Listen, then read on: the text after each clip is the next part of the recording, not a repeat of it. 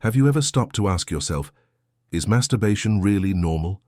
How many times a day is too much? And more importantly, what if you can't stop?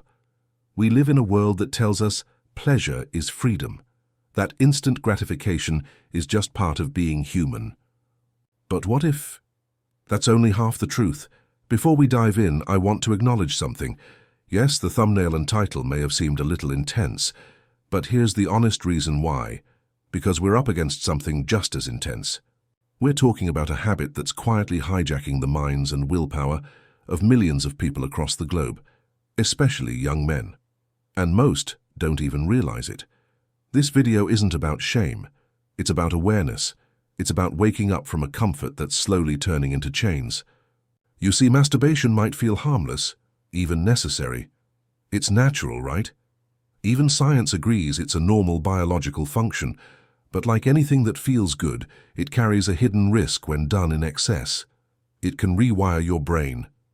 It can erode your focus, drain your motivation, and pull you away from the very things that give life meaning. So today, we're not just talking biology.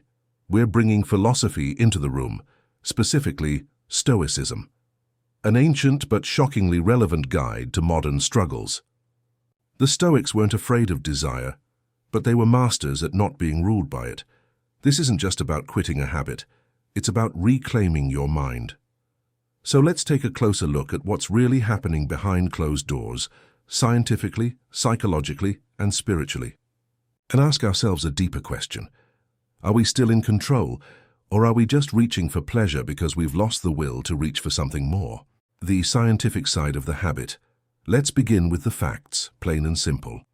Science tells us that masturbation is completely normal, not just for humans. Even animals do it. Dogs, monkeys, even dolphins.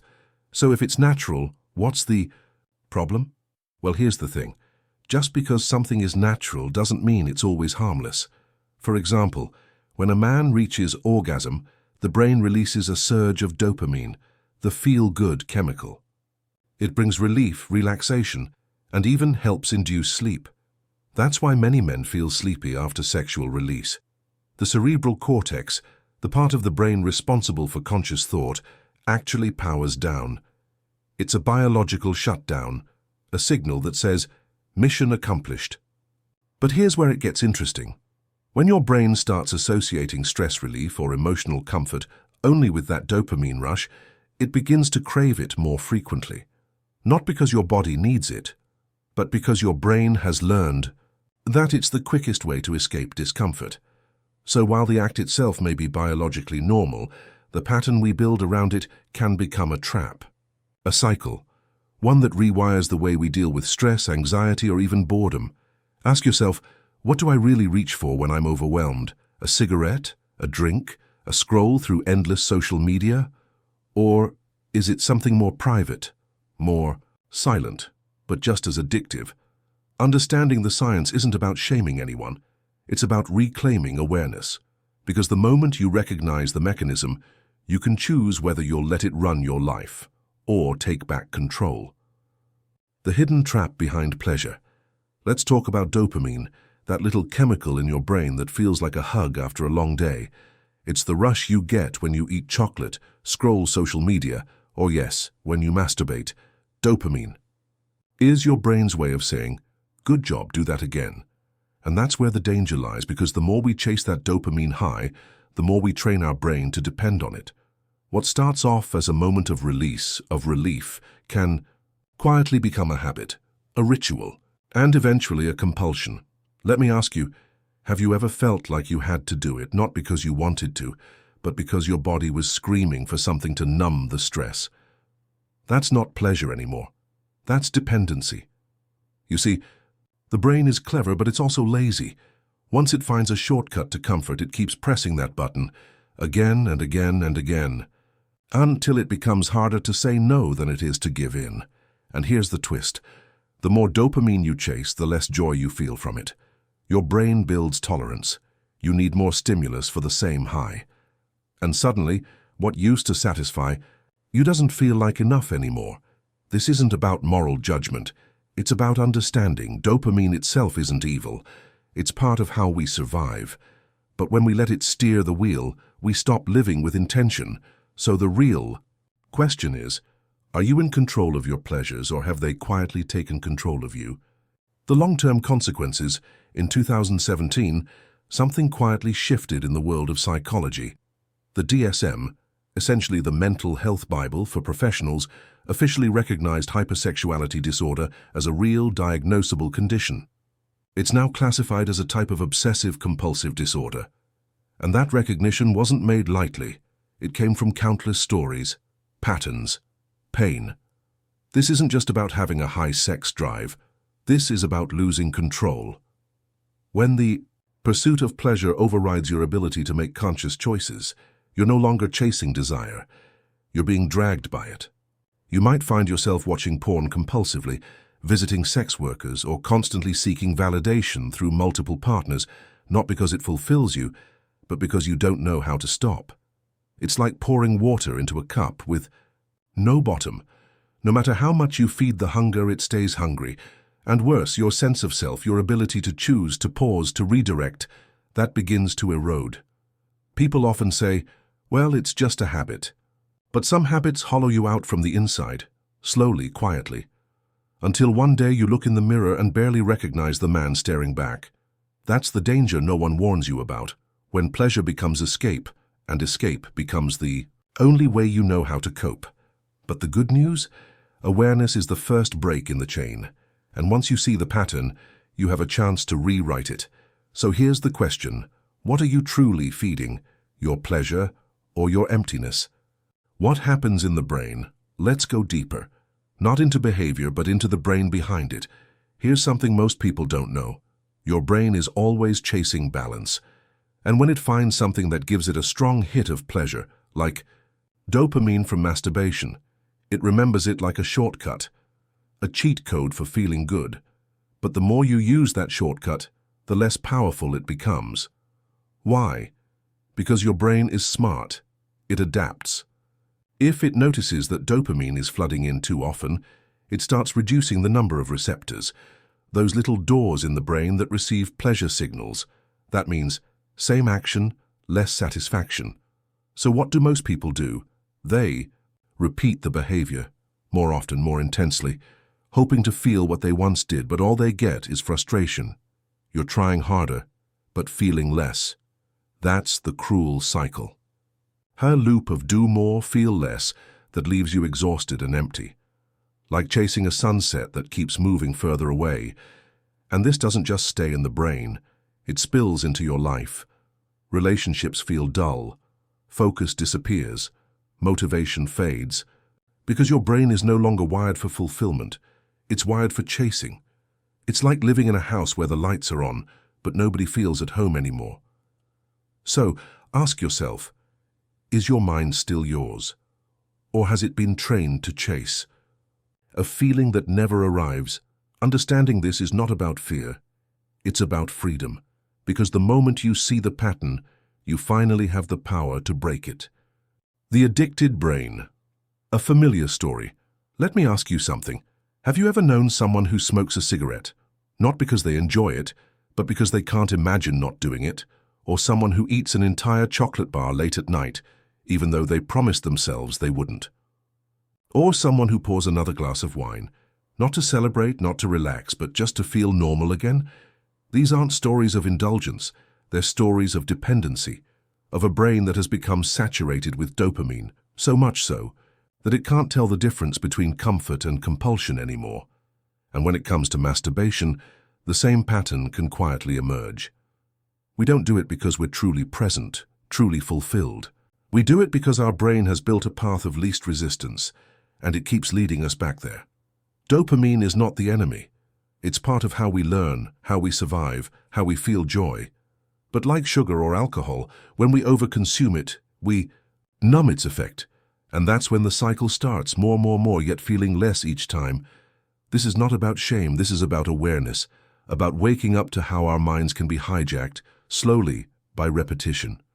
So the next time you find yourself reaching for a habit out of reflex, ask yourself, am I choosing this or just obeying it? The Stoic lens, pleasure, discipline, and the test of self. Let's step back from the science for a moment. and go back in time. Ancient Rome. The philosophers we still quote today, Epictetus, Seneca, Marcus Aurelius, they lived in a world full of temptation too, but they didn't run from it. They studied it, observed it, and most of all, they trained themselves not to be ruled by it. For the Stoics, pleasure wasn't evil, but being enslaved by pleasure, that was the true tragedy. Epictetus once said, "It is not the nights of pleasure that define a good man, but his ability to control himself." You see, they viewed acts like masturbation not as sins, but as opportunities. Opportunities to test one's self-mastery, to pause and ask, am I in control of this moment, or has the moment taken control of me? To a Stoic, discipline isn't about denial, it's about freedom. The kind of freedom that comes when you know your urges, but you aren't controlled by them. When you feel desire, but don't let it steer the wheel. In today's world, where everything begs for your attention, where pleasure is just one click away, this ancient wisdom feels more relevant than ever. So next time you feel that impulse rising, ask yourself, is this pleasure, or is this a test? The philosophy behind desire. There's a common misunderstanding when people hear the word discipline. They think it means repression, pushing desire away, shutting it down, acting like it doesn't exist. But that's not the Stoic way. The Stoics never said you must not feel. What they said was you must not be ruled. Desire in its essence isn't wrong. It's human. It's part of nature. But when desire grows louder than reason, when it takes the wheel and drives your decisions, you start drifting away from who you truly are. Marcus Aurelius believed that to live in harmony with nature is to live with clarity, simplicity, and self-mastery. And when your actions no longer reflect those values, when you give in to urges without understanding them, you lose that connection with nature, with reason, with yourself. That's when guilt creeps in, shame, self-disgust, not because you had desire, but because you forgot who was in control. The real goal isn't to destroy your hunger, but to understand it deeply, to face it honestly, and to act with intention, not impulse. Because true power isn't the absence of desire, it's the quiet strength to stand in front of it and not flinch. From addiction to inner freedom. A real story. Let me share a story with you. It's not a headline, it's not a movie script, it's real. A man, ordinary in every way, except for the war he was fighting inside. For years, he was caught in a silent battle with compulsive masturbation. It wasn't about pleasure anymore. It became a routine, a reflex, a form of escape from stress, boredom, loneliness, one that left him feeling emptier each time. He tried willpower, he tried distraction, he tried shame. Nothing worked, until one day he stopped trying to fight from the outside and started changing from within. He discovered Stoic philosophy, and for the first time he didn't feel judged. He felt seen, understood. The Stoics didn't say, stop. They said, observe, understand what pulls you, question what drives you, choose how you respond. He practiced mindfulness, sat in silence, faced urges without reacting. And slowly, something shifted. The habit lost its grip. The noise in his mind quieted. He began to feel free, not perfectly, not instantly, but intentionally. This isn't a miracle story, it's a mirror. Maybe his struggle isn't yours, but we all have something we turn to when life gets heavy. The real question is, are we escaping or evolving? The core message, freedom starts within. If there's one thing to take away from this entire video, let it be this. True. Freedom isn't doing whatever you feel like. It's having the power to say no to what doesn't serve you. We often think freedom is found in indulgence, in chasing what we crave, in following desire wherever it leads. But that kind of freedom is fragile. Because the moment desire owns you, you're no longer free. The Stoics believed that a meaningful life is not built on chasing highs. It's built on living by values, on anchoring yourself in what is simple, ethical, and enduring. And when you live like that, something shifts. You stop needing so much. You stop being pulled in 10 directions. You begin to feel peace. Not the kind that comes and goes, but the kind that stays. Think about it. How often do we trade our long-term joy for a few seconds of escape? How often do we reach for the quick fix and move further from what we truly want? That's not judgment. It's just the truth of being human. But once you see that truth, you don't have to live on autopilot anymore. So if you want freedom, start not by escaping your desire, but by understanding it. And if you want peace, don't search for more. Look for less, but deeper. A gentle call to change. Let's be honest. The goal of this video was never to shame you. It's not about judgment. It's about awareness. And most of all, it's about choice. Because in the end, self-control is the quietest kind of power. Masturbation, in itself, is not evil. Like any human impulse, it simply exists. The danger lies not in the act, but in losing the ability to choose when and how we engage with it. When pleasure becomes something we have to have, instead of something we consciously allow, we start to drift away from our values, away from our clarity, away from ourselves. But here's the good news. You don't need to be perfect. You just need to be present. Every moment you pause, every urge you observe without acting, every time you choose long-term fulfillment over short-term escape, you grow stronger. So today, ask yourself, not with guilt but with courage, what kind of man do I want to become? A man owned by his urges, or a man who owns himself? You already know the answer. And the path starts small. One breath, one decision, one day at a time. Live with intention, live with values. And the freedom you've been chasing? It was always inside you.